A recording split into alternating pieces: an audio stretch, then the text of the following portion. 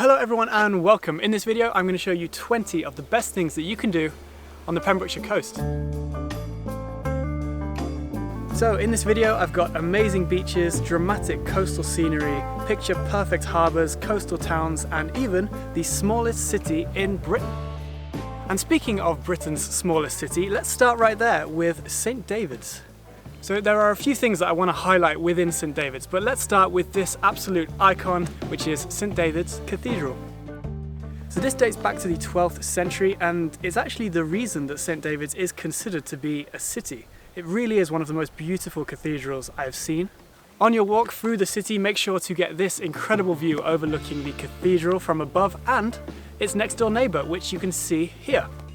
These are the remains of the old bishop's palace, complete with many tiny staircases that you can squeeze up with amazing views at the top. Oh, I'm not ready for stairs. So before we move on from St David's, let me just tell you about a slightly lesser known location, a short and sweet 20-minute walk from the city centre. These are the spectacular St Non's Cliffs, which are located right next to the historical remains of St Non's Chapel, which is the birthplace of St David himself. So for our next stop, let's go to a little bit of a hidden gem that we found on our last visit, and that is Church Doors Cove. So as you walk down onto this beach, you'll probably first spot this unique rock formation here, and you'll probably be thinking, yep, this is a nice beach, but there is more. Because if you head over to the rocks on your right, you will see this small passageway. And as you can see from the view above, there is a hidden beach right next door that was completely untouched except for our own footprints when we visited.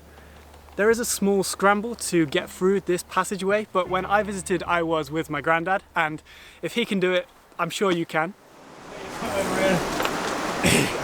You got it. Daddy, look at this.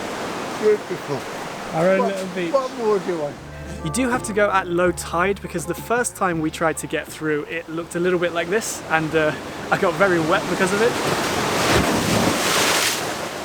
If you do want to see these locations more in depth, by the way, along with even more places to visit along the Pembrokeshire coast, please do feel free to click my full Pembrokeshire coast playlist, which I will link at the end of this video if you're interested.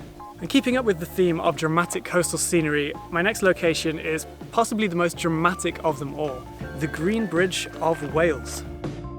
There is a mind-blowing walk along the cliffs from the Green Bridge to see the other unique and monolithic rock formations here, including the Cauldron, which is basically a massive hole, so watch your step.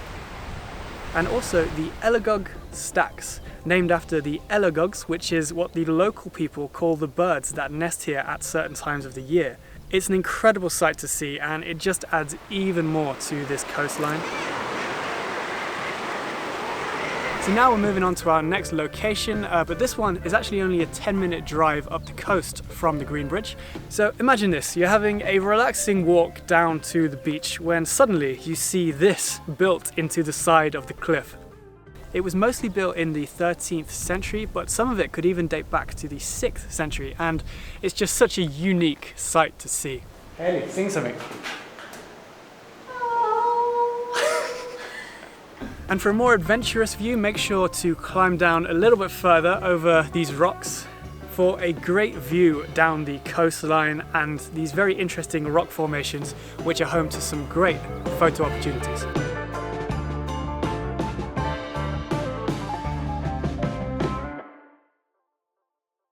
So on now to another iconic location, and that is none other than Tenby.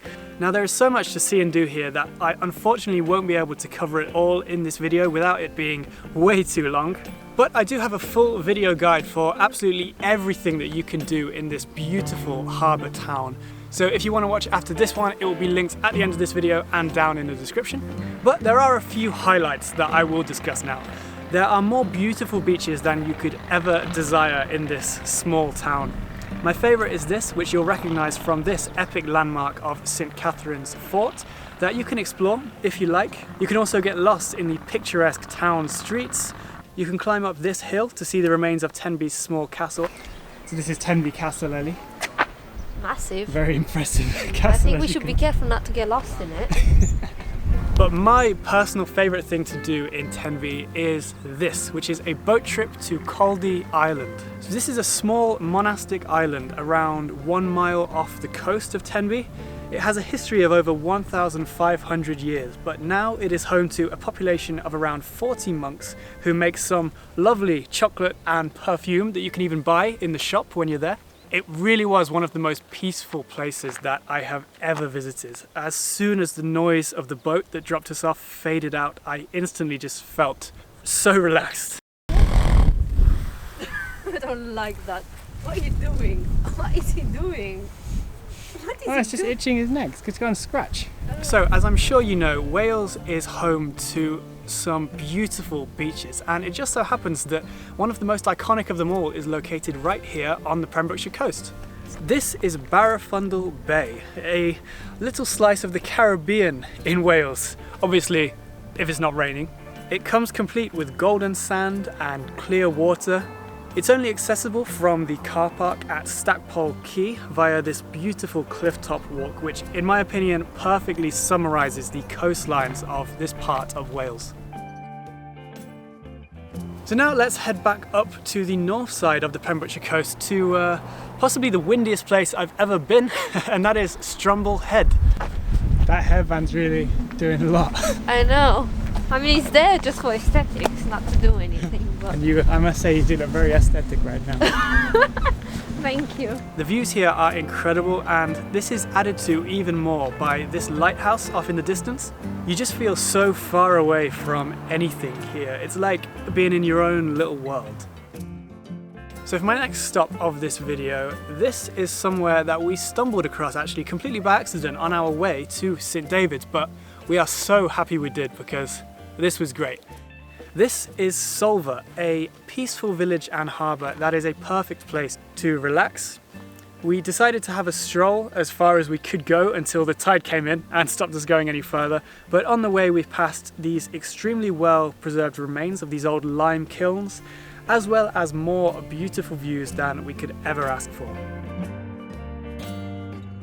So obviously the Pembrokeshire coast is most well known for its coastlines. It's not called the Pembrokeshire coast for nothing after all, but that means that many people might not think to venture inland a little bit, and that would be a huge mistake because you can find things like this. These are the Bosherton lily ponds, which are so perfect to hike all over, and there's so much wildlife here year round. It's such a picturesque location and provides a deeper look into some lesser known things that the Pembrokeshire coast has to offer. Lovely. Yes.